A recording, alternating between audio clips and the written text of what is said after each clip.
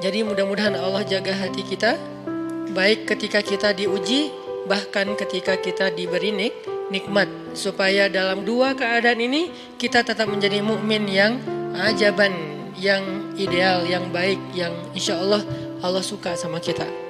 Kalau diuji sabara fakana khairallah, kalau diberi nikmat syakara fakana khairallah.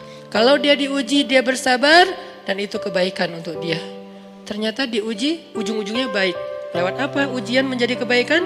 Lewat sabar. Bukankah Allah bilang wabasyiris sabirin? Sampaikan berita gembira kepada orang yang sabar. Ada banyak kebaikan yang Allah sediakan untuk orang yang sabar kalau dia sabar. Dan kalau diberi nikmat syakara. Kalau diberi nikmat dia bersyukur. Fakana khairallah. Kenapa nikmat kok menjadi kebaikan? Maksudnya dengan dia bersyukur Allah tambahkan kebaikan itu. La in syakartum la azidannakum. Jadi orang beriman itu kayaknya hidupnya tuh harusnya sih nggak ada bete-nya. Hidupnya tuh nggak ada istilah, aduh hari ini gue kayak rugi banget nih. Nggak ada orang beriman rugi. Kan hidup kita tuh di antara dua itu kan. Cuman varian ujian itu aja macam-macam. Varian ujian itu misalnya kalau di surat Al-Baqarah Allah menyebutkan 3 varian ujian kan. Ba'sa, dharra, zulzilu. Ujian fisik, ujian harta. Harta ini termasuk karir, kerjaan, usaha, bisnis. Dan ujian zulzilu, ujian perasaan termasuk diputusin. Atau orang yang dekat sama kita jadian sama yang lain. Atau mungkin di unfollow oleh ya gitu deh. Saya kalau udah ngebahas bab ini agak gimana gitu. Jadi 3 varian ini masuk kategori apa? Masuk kategori ujian. Tetap aja 2. Kalau nggak ujian nikmat. Antara 2 itu nih.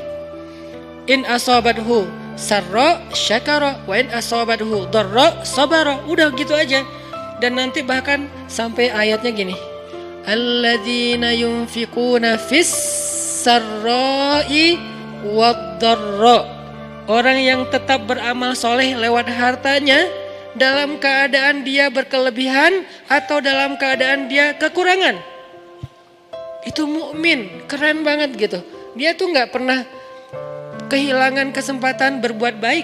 Baik beramal soleh ketika dia dalam keadaan dikasih nikmat maupun beramal soleh ketika dia dikasih ujian, tetap aja beramal soleh. Contoh yang ayat tadi. Yunfikuna fis sarra, berinfak dalam keadaan sarra, dalam keadaan bahagia, senang, lagi dapat untung gitu kan. Ataupun yunfikuna fit dharra, tetap berinfak walaupun dia dalam keadaan dharra, dalam keadaan susah, dalam keadaan dor itu kan bahaya. Nih kalau saya infak nih bahaya nih buat saya nih.